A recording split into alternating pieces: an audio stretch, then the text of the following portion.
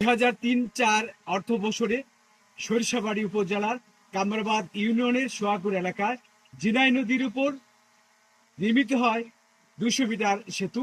এই 200 মিটার সেতু নির্মাণ করতে সরিষাবাড়ির নির্মাণ করে স্থানীয় সরকার প্রকৌশলী অধিদপ্তর। এটি নির্মাণ করতে ব্যয় ধরা হয়েছিল প্রায় 2 কোটি টাকা। এই যে 2020 সালের বন্যার পানির তুড়ে এটি ভেঙে যায়। এখানে আহ, এটি ভেঙে যাওয়ার পরে এখানে 4টি পিলার এবং 3টি স্প্যান নদী গর্ভে বিলীন হয়ে যায়। বিলীন হওয়ার পরে এই অঞ্চলের সাধারণ মানুষের চলাচলের একদম দুর্ভোগে পড়ে। আপনাদের কি জানিয়ে রাখি যে সরিষাবাড়ি এবং পার্শ্ববর্তী মাদারগঞ্জ উপজেলার প্রায় 20 থেকে 25টি গ্রামের লক্ষাধিক মানুষ এই সেতু দিয়ে দৈনন্দিন জীবনের চলাচল করতেন, এবং সেতুটি ভেঙে যাওয়ার পরে এইখান দিয়ে চলাচল কিন্তু একেবারে মানুষের দুর্ভোগ হয়ে পড়ে। এখানে আপনাদেরকে আরেকটা জিনিস বলে রাখি, সেটি হলো যে এই যে চরাঞ্চলের যারা কৃষক রয়েছেন, চরাঞ্চলের উৎপাদিত ফসল তারা কিন্তু বৃষ্টি ভেঙে যাওয়ার পরে আর বা শহরে নিয়ে যে তারা বিক্রি করবে সেটি কিন্তু তারা পাচ্ছে না। এটি না পাওয়ার কারণটা হলো যে এখানে যে যানবাহন রয়েছে, যে যানবাহন দিয়ে তারা শহরে তাদের উৎপাদিত ফসল নিয়ে যাবে, সেটি কিন্তু তারা নিয়ে যেতে পারছে না।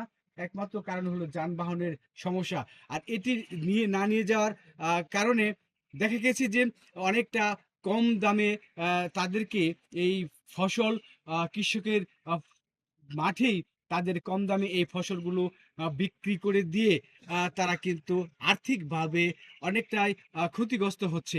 আরেকটি বিষয় যা বলে রাখি, এই অঞ্চলে যে স্কুল কলেজের যে পড়ুয়া শিক্ষার্থীরা রয়েছে, সেই শিক্ষার্থীরা কিন্তু এখান দিয়ে প্রতিনিয়ত পারাপার হয়ে তারা কিন্তু শহরে স্কুলে লেখাপড়া করতে যায়। এবং দেখা গেছে যে এই যে বর্ষার সময় এখানে ব্রিজ ভেঙে যাওয়ার পরে বর্ষার সময় যখন এখানে নৌকা দিয়ে পারাপার হয়, একটি নৌকা যখন তারা ফেল করে, তখন দেখা যায় যে তাদের স্কুলে যেতে এবং শিক্ষা প্রতিষ্ঠানে যেতে তাদের কিন্তু বিলম্বিত হয়। এবং তারা কিন্তু বিলম্বিত স্কুলে যাওয়ার পরে স্কুল কর্তৃপক্ষ তাদেরকে কাছে স্কুল কর্তৃপক্ষের কাছ থেকে কিন্তু তাদেরকে অনেকটাই বকা শুনতে হয়। এবং এই যে তারা লেখাপড়া কিন্তু তাদের অনেকটাই বিঘ্ন ঘটে। এই যে অবস্থা, আরেকটি কথা বলে রাখি যে এই অঞ্চলের অনেক মানুষ যারা এই বৃষ্টি হওয়ার পরে তারা কিন্তু যানবাহনের কাজ করে যানবাহন চালিয়ে তাদের জীবিকা নির্বাহ করে আসতেছিল দীর্ঘদিন যাবৎ।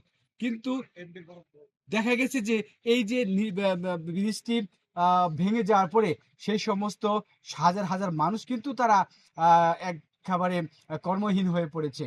এবং কর্মহীন পড়ার পরে তারা কিন্তু একদম বেকার হয়ে গিয়েছে, এবং তাদেরকে নাই বললে চলে।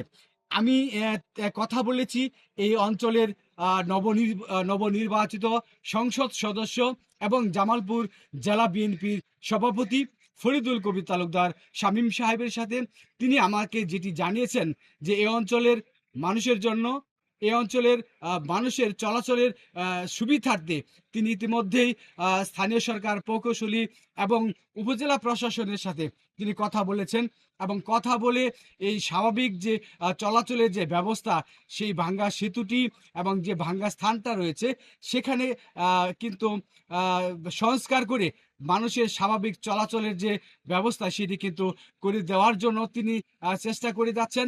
এবং সেটি করে দিতে পারলে এই অঞ্চলের মানুষ কিন্তু নির্বিঘ্নে তারা চলাচল করতে পারবে বলে আমাদেরকে জানিয়েছেন এই অঞ্চলের নবনির্বাচিত সংসদ সদস্য ফরিদুল কবির তালুকদার শামীম সাহেব। আমি কথা বলেছি এই স্থানীয় সরকার প্রকৌশলী এলজিডি কর্মকর্তার সাথে। তিনি ইতিমধ্যেই একটি উদ্যোগ গ্রহণ করেছেন যে এই ভাঙ্গা সেতুটি যেন পূর্ণ সংস্কার করে এই অঞ্চলের মানুষের যাতে চলাচলের যে একটা ব্যবস্থা সেটি যেন তারা করে দিতে পারে, সেটি তারা কার্যকরী পদক্ষেপ ইতিমধ্যে হাতে নিয়েছে বলে জানিয়েছেন। এই ছিল আমার কাছে সর্বশেষ সর্বশেষ খবর জামালপুরের সরিষাবাড়ি থেকে মমিনুল ইসলাম কিসমত, ৭১।